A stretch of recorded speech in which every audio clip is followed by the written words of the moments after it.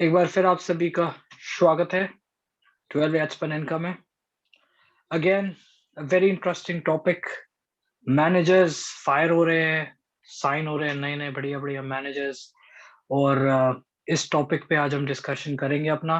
3 manager जो main है हमारे जिस पे डिस्कशन होगा, वो है Xavi, our very own midfield maestro और Eddie Howe from Newcastle and then Eddie Howe to Newcastle of course and then uh, Aston Villa, Steven Gerrard to Aston Villa, again a very interesting one. So सबसे पहले discussion करेंगे सबसे बड़े transfer पे। Talk of the year है ये। Messi के जाने के बाद अब जावी आए हैं बार्सिलोना में और जावी से मुझे एक चीज याद आती है जब मैं सोचता हूँ जावी, मुझे पेप याद आते हैं जिनके टाइम में Xavi was in his prime.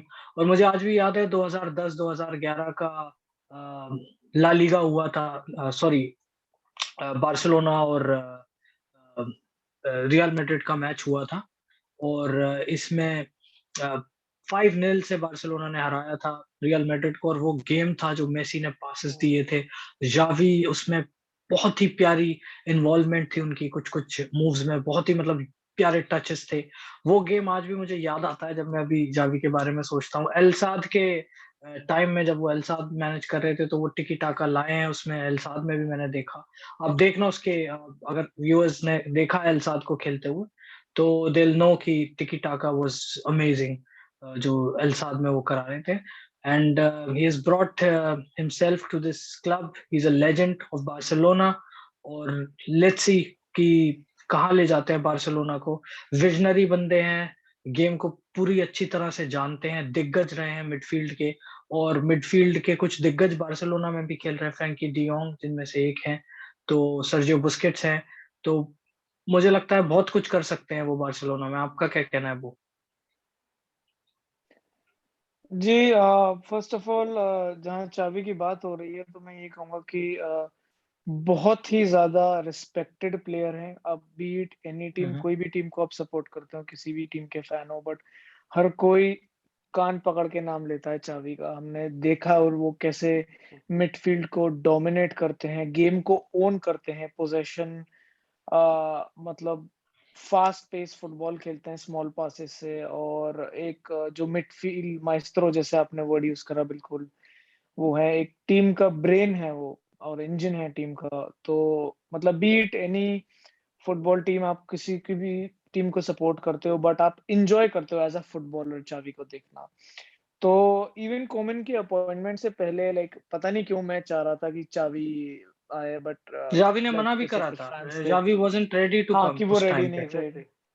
Hmm. Ji, but मैं इनको फ़ॉलो कर रहा था एज़ अ प्लेयर भी, उसके बाद ये एज़ अ मैनेजर बने, अल साद के संग ये क्या कर रहे थे। तो पहले बात स्टार्ट करते हैं कोमन से। आई मीन पता नहीं I mean I don't know Koeman की गलती थी, ठीक है बट क्या करते कोमन भी?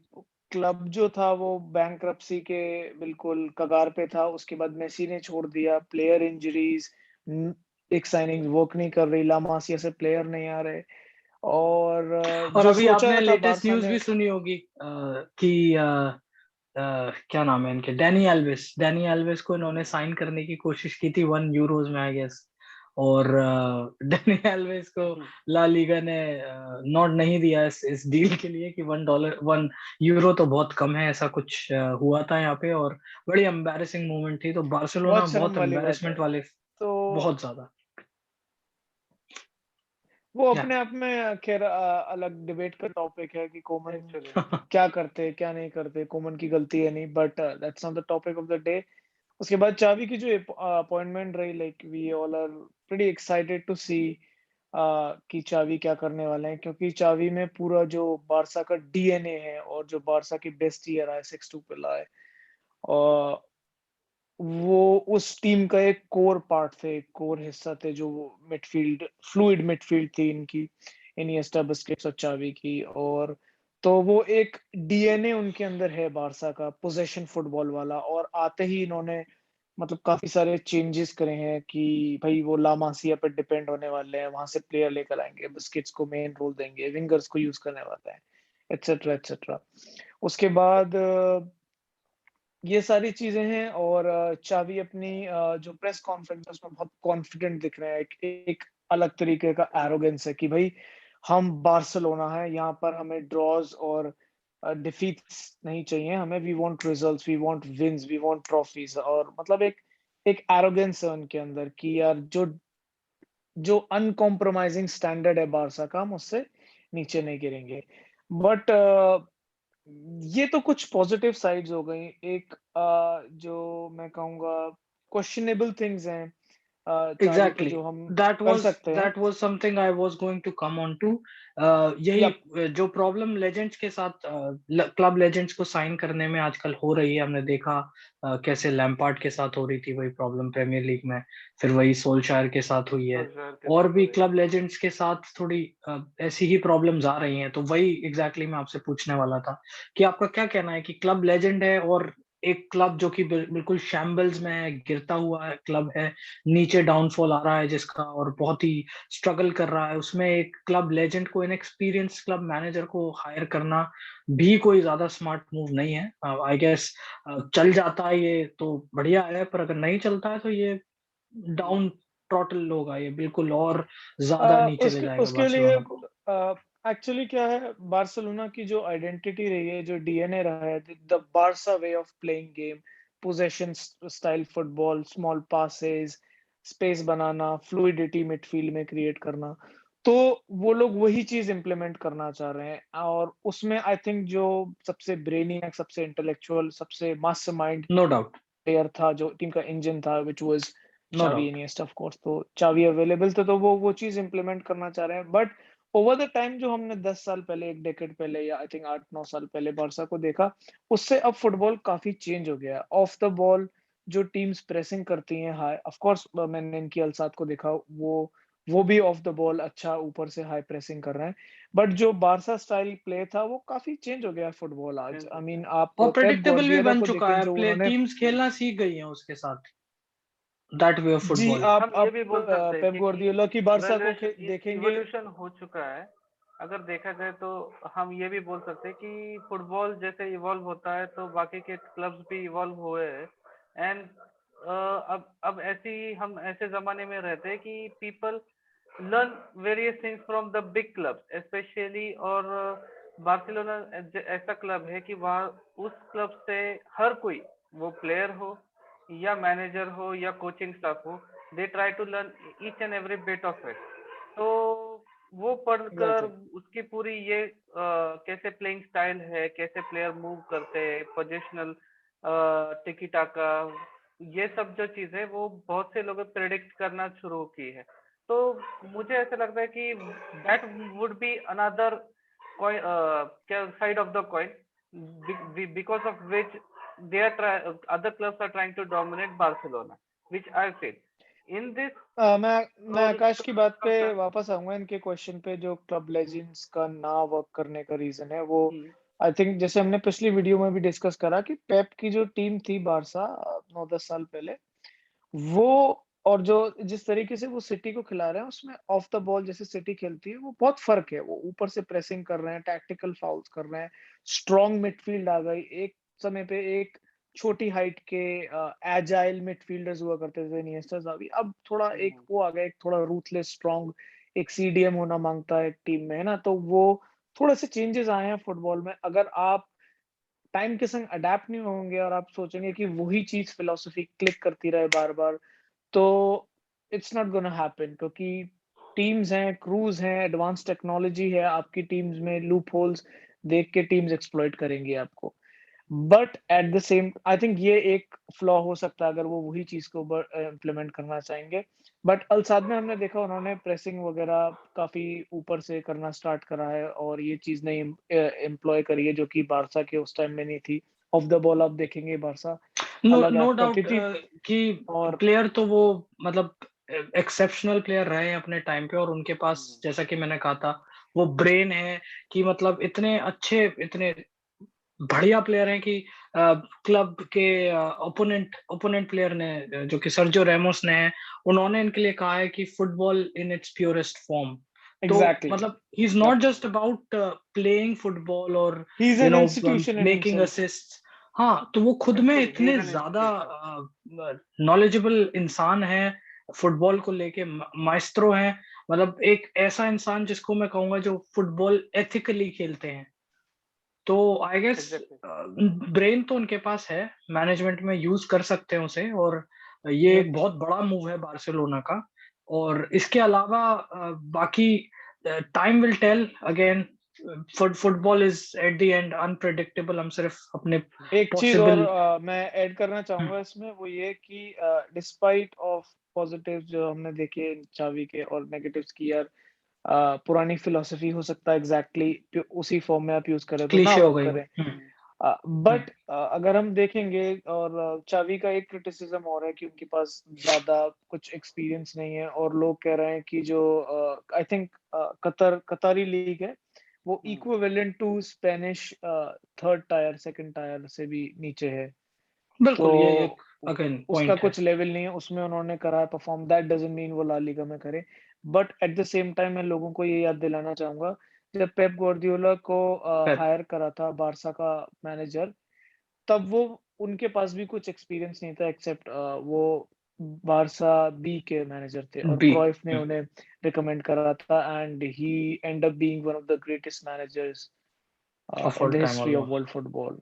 तो we never know, it's football, and क्या ट्रू। पता वो चीजें क्लिक कर जाएं और क्या पता ना करें। हाउएवर मेरा पर्सनल ओपिनियन ये है कि शायद शुरू के मैचेस और पहला जो गेम है वो बड़ा एक्साइटिंग होने वो वाला है, बोर इनका कैटलान डर्बी है, स्पानियोल से मैच है, और बहुत ही ज्यादा इंटेंस मैच होने वाला है। बट मेरा पर्सनल ओपिनियन ये रहेगा कि काफी अप्स एंड डाउन्स आएंगे जब तक बारसा स्टेबल नहीं हो जाता फाइनेंशियली, वो साइन नहीं करेंगे कुछ प्लेयर्स। आई थिंक काफी बम्स झेलने को मिल सकते हैं बारसा को। That's just my personal opinion. Yeah, so that's one thing. इसके लिए we'll be keeping an eye on Xavi, उसको monitor करते रहेंगे हम, and we'll be having a little more discussion on it in a separate video probably. We'll see to that. अभी फिलहाल एक और जो इंटरेस्टिंग ट्रांसफर की मैं बात करना चाहता हूँ, वो हमारे एक और लेजेंड की बात है, जो कि है लिवरपूल के लेजेंड स्टीवन जेरार्ड, जिनको शायद कोई भी, आई डोंट थिंक कोई भी उनसे नफरत करेगा, कोई भी ऐसा, इवन प्रीमियर लीग, मैं एक मैन यूनाइटेड फैन हूँ, तो even I love him. He is a wonderful, he was a wonderful player, wonderful player. Wonderful person, और अब एक वंडरफुल मैनेजर में मोल्ड होने जा रहे हैं। इन्होंने जो करा है रेंजर्स के साथ, let me tell you, it has been exceptional. Managerial wise, अगर एक्सपीरियंस वाइज देखा जाए, और आई वोंट से कि ओके स्कॉटिश प्रीमियर लीग है, तो स्कॉटिश प्रीमियर लीग कुछ बड़ी बात नहीं है।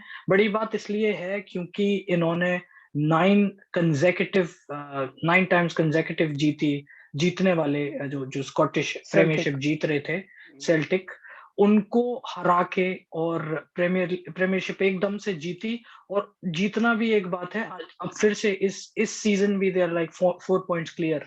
और जीतना भी ऐसा नहीं कि बस जीतना था, 38 मैचेस में से I guess they only they won 30 plus 32 odd 33 games, और मैचेस एक भी, या सो 33 दे एक जस्ट, भी आई गेम गेस दे नहीं वर हारे थे, जस्ट, 0 हाँ एक भी लॉसेस। गेम और नहीं आ 3 रहे, और ड्रॉ। जस्ट 4 मैचेस थे शायद जो ड्रॉ किए थे।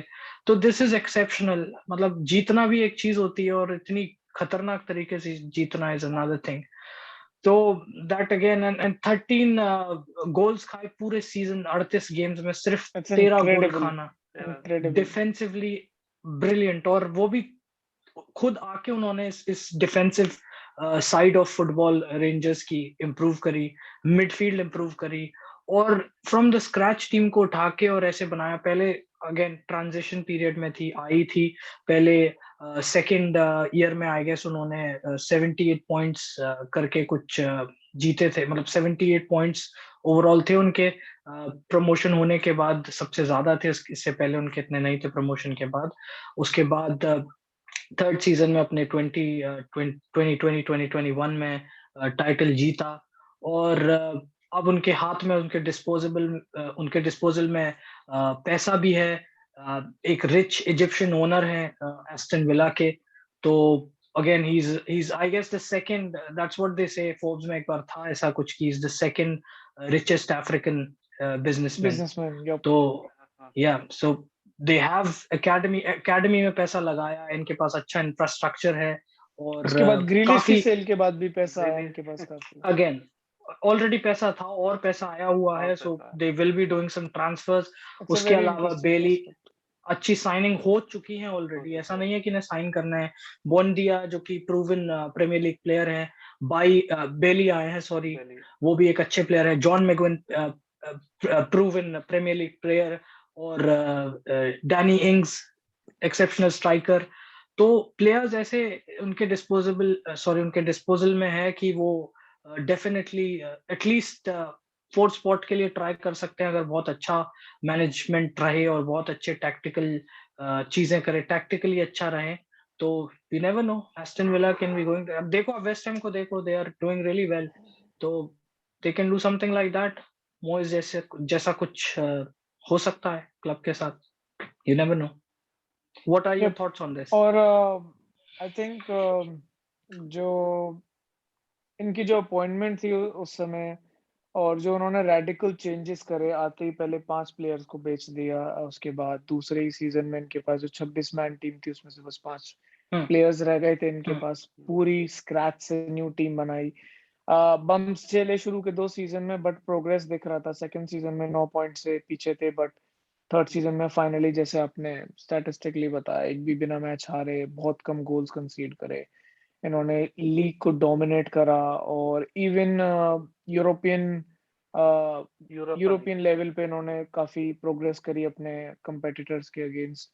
और टैक्टिकली बहुत इंटरेस्टिंग चीजें करी इन्होंने। जो एक इनका सीडीएम था, वो डिफेंडर्स के बीच में ड्रॉप कर जाता है, जो कि मैं अक्सर अपने फीफा में यूज करता हूँ ये टैक्टिक।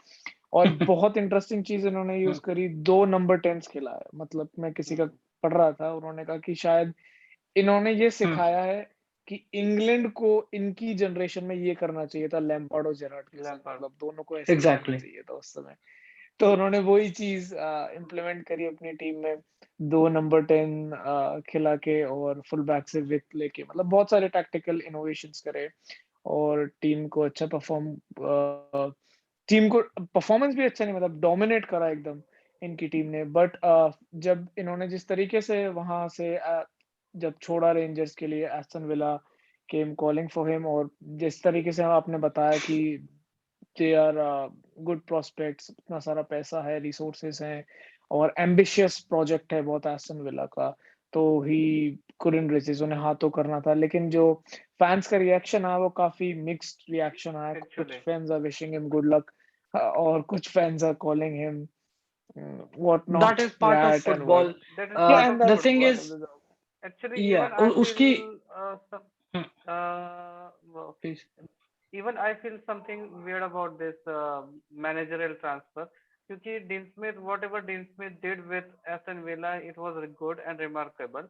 अचानक से उसको हटाकर जेरार्ड जैसे को, तो I respect Gerrard with full heart, और what he has done with Rangers is remarkable and commendable. उसको हम थोड़ा बाजू को रखेंगे, बट डीन स्मिथ जिसने ये एस्टन विला की जो टीम बनाई, पैसा लाया, फिर बाद में जो प्लेयर्स बेचे, जो कुछ भी ट्रांसफर हुए, उसके उसके पास से जो कुछ मनी इकट्ठा है, तो ओवरऑल जो डीन स्मिथ का जो काम था, तो it was really good.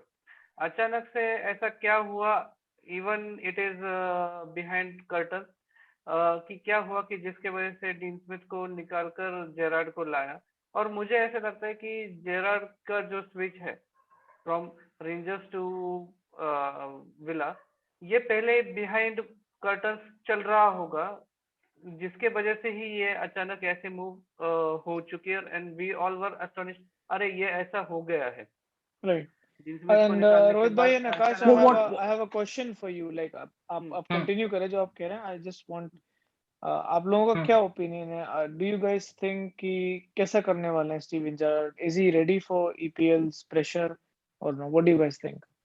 see, I want to answer Rohit bhai first, because I have a different opinion on that, though I think you have a point of your own, and that is also in its way, it's good, and it's it's a fact.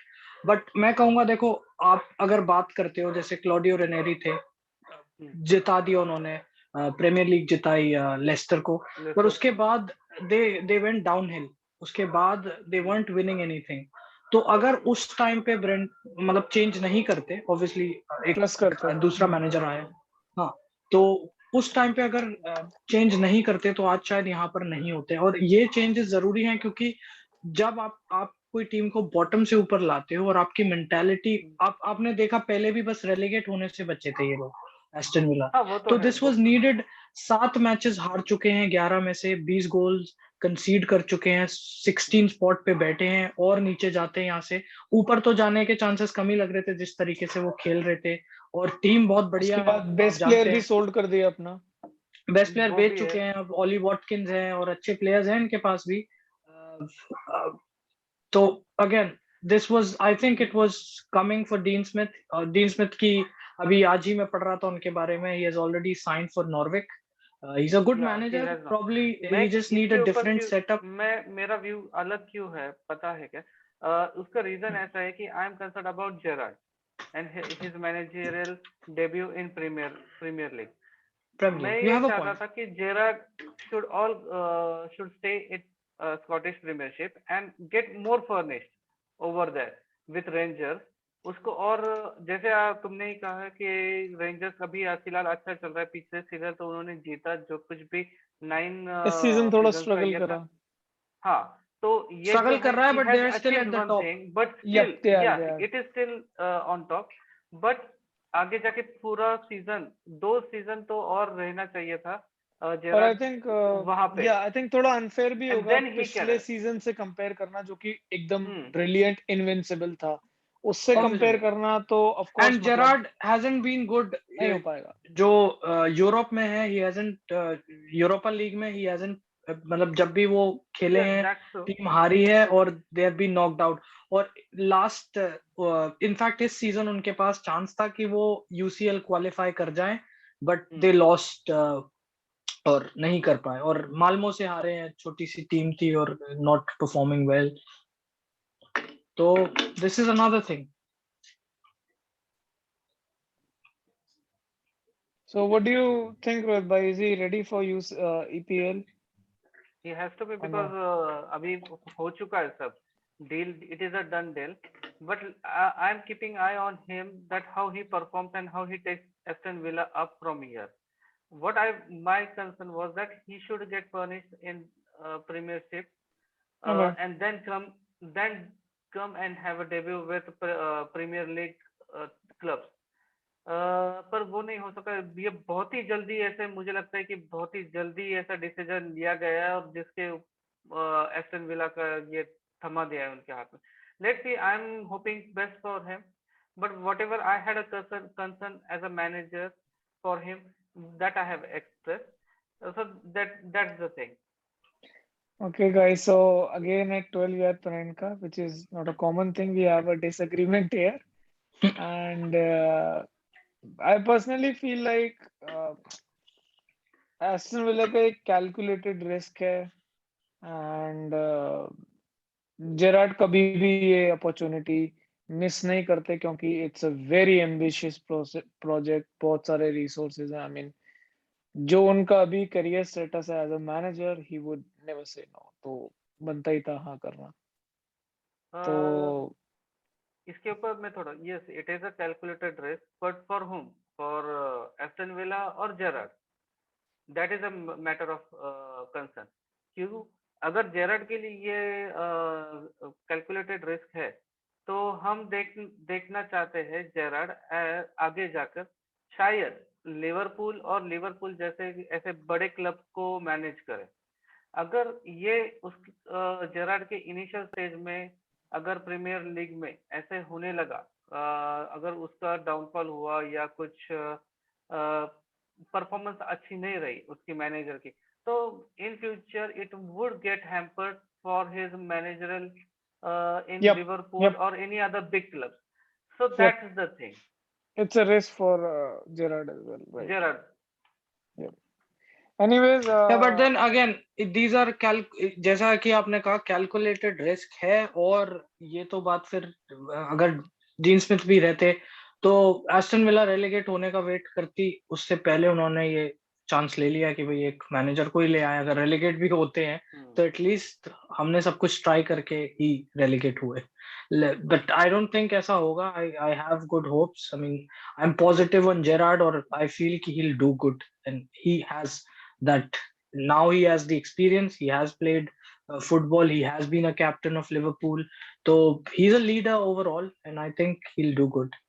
Coming on to the final one, Eddie Howe to Newcastle. तो AD how के लिए मैं बस इतना कहना चाहूंगा कि I think ये न्यूकासल के लिए एक अच्छा मूव है, दो they have been taken over by a Saudi billionaire, but still they could have gone for someone bigger, but उन्होंने ये बहुत मतलब humble होके ये decision लिया, I think it's a good decision. इस समय पे अगर वो एक ऐसे मैनेजर को लाते हैं, एक ऐसी, क्योंकि अभी एट द एंड उनके पास जोंजो शेल्बी उनके बेस्ट प्लेयर्स में से है, मैट रिची और कैलम विल्सन, जो कि भी अच्छा है। हाँ, आई वुड से यही उनके बेस्ट हैं। इनके अलावा Saint Maximin, okay, that's another one जो उनके बेस्ट प्लेयर है प्रोबेबली। इसके अलावा भी उनके पास कुछ ऐसा कोई ऐसा प्लेयर है नहीं जो मतलब बहुत बड़ा प्लेयर बोलेंगे हम, तो they have started with you know एक हम्बल मैनेजर। और आई थिंक अभी जो रिसोर्सेज हैं जो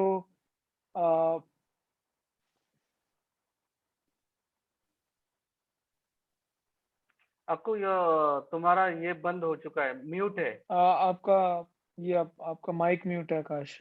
म्यूट है आकाश, आपका माइक म्यूट है।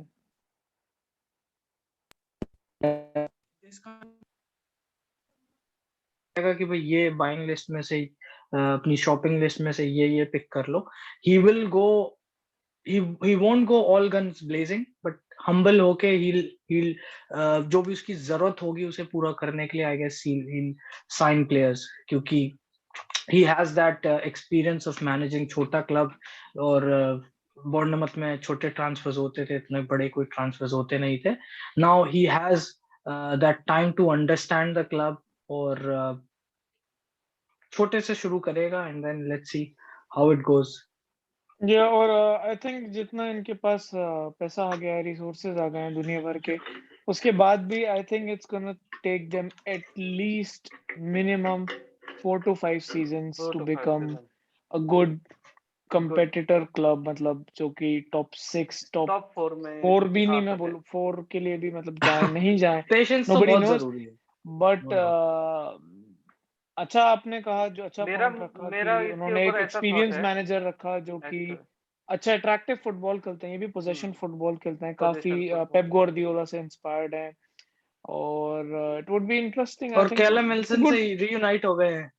हाँ, और I think it's a good move, it's a good move, actually good move. और मुझे ऐसा लगता है कि न्यूकैसल का ये सोचकर उन्होंने लॉन्ग टर्म गोल के ऊपर विजन रखा है कि एक ऐसा मैनेजर लेके आए जो team inside out from scratch develop कर सके।